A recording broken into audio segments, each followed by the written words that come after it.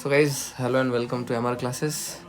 So this is your question number 5। ठीक है, तो 4 क्वेश्चन तो हम डिस्कस कर दिए पॉलिनोमियल्स के। तो पॉलिनोमियल्स के टोटल हम 10 क्वेश्चन करेंगे और उतना ही क्वेश्चन बोर्ड्स के लिए इंपॉर्टेंट है। ठीक है, अगर उतना तुम अच्छे से समझ जाते हो तो बोर्ड्स में पॉलिनोमियल्स का क्वेश्चन तो बन ही जाएगा तुमसे। फिफ्थ है ना। ठीक है, तो this is your 5th question. Yes, तो यहाँ पे देखो क्या बोल रहा है, क्वेश्चन समझते हैं। If 1 0 of the polynomial this is reciprocal of the other, find the value of a. देखो क्वेश्चन नंबर 4 जैसे था बिल्कुल सेम है, बट इसमें थोड़ा कंडीशन अलग कर दिया है।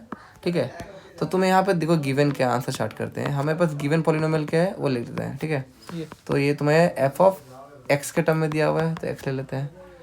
ए square plus 9 whole into x square plus 13x plus 6a। ठीक है, तो यहाँ तो तुम एक काम करना, पहले ना ए बी सी क्या सिलेक्ट कर लेना। ठीक है, कंपेयर करके नॉर्मली हम कंपेयर करते हैं a x square plus b x plus c से। तो ए का वैल्यू क्या होता है, एक्स स्क्वायर जो कोफिशिएंट होता है ना, हाँ कि ना। तो यहाँ पे ए का वैल्यू क्या हो जाएगा, तो यहाँ पे ए ही यूज किया है, तो मैं वही, तुम लोग कन्फ्यूज मत होना। ठीक है, मैं ए का बोल रहा हूँ यहाँ पे। तो यहाँ पे तुम्हारा आ जाएगा क्या, ए स्क्वायर प्लस एक्स स्क्वायर का कोफिशिएंट क्या है, वही ए का वैल्यू होता है। ठीक है, तो ये हो जाएगा तुम्हारा एक्स स्क्वायर कोफिशिएंट। बी का वैल्यू क्या हो जाएगा, एक्स का कोफिशिएंट, और सी का जो वैल्यू हो जाएगा वो कांस्टेंट टर्म। सही है। अब तुम्हें पता है कि प्रोडक्ट ऑफ जीरो वाला कंसेप्ट, क्योंकि यहाँ पर रेसिप्रोकल वाला बात किया है ना, 1 0 जो है दूसरे का रेसिप्रोकल है। तो हम एक काम करते हैं, let the zeroes of the polynomials be क्या हो जाएगा, अल्फा एंड 1/अल्फा। सही बात है, एक अल्फा है दूसरा 1/अल्फा है, रेसिप्रोकल है। सही है ना।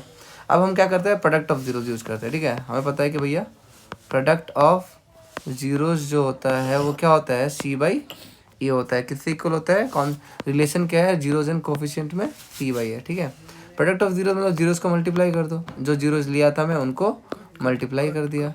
और सी क्या है तुम्हारे यहाँ पे, सी का वैल्यू क्या है, सी का वैल्यू देख लो क्या है, 6a, और 6a है यहाँ पे तुम्हारा, 6a दिया हुआ था। ठीक है, और a का वैल्यू क्या है तुम्हारा, देख लो यहाँ पे a का वैल्यू है तुम्हारा ए स्क्वायर प्लस 9। सही बात है, तो ये दोनों कट गया।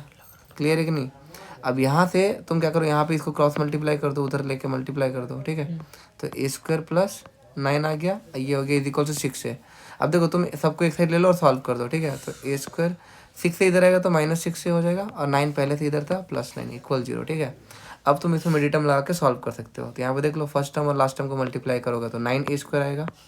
ठीक है, 9 का तुम अगर ऐसे दो फैक्टर निकालो जिसको ऐड करने से तुम्हारा आंसर आया -6, है ना, और मल्टीप्लाई करने से 9 स्क्वायर आएगा। ठीक है, तो तुम ले लो -3a ले लो। ठीक है, तो तुम्हारा आंसर आ जाएगा, तो यहाँ पे आ जाएगा क्या, ए स्क्वायर -3a प्लस 9। क्लियर है। इन दोनों में कॉमन लो, इन दोनों में कॉमन लो, तो इन दोनों में कॉमन लोगे तो ए कॉमन जाएगा, ए -3 हो जाएगा। यहाँ पे जो साइन है वही साइन लिखते हैं माइनस, और दोनों में कॉमन क्या है, नंबर 3, तो -3 कॉमन जाएगा, तो यहाँ पे ए और ये -3 बच जाएगा। ठीक है, अब तुम ये दोनों में कॉमन लोगे, दिख रहा है दोनों में सेम क्या दिया है, ए -3। सही, और यहाँ बच जाएगा ए -3। देखो कॉमन भी निकला और ए -3 भी आ गया। ठीक है, बच गया, जो कैलकुलेशन तुम्हें आता है। राइट, अब यहाँ से कंपेयर कर लो, दोनों को इक्वेट करो जीरो के साथ, इसको भी जीरो के साथ और इसको भी जीरो के साथ। तो ए का वैल्यू यहाँ से मिल गया 3, और ये का वैल्यू यहाँ से मिल गया 3, तो दोनों केस में 3 वैल्यू मिल रहा है। तो हमें ए का वैल्यू फाइंड करने बोला था, तो हम ढूंढ दिए। ठीक है, चीज़ क्लियर है। ओके।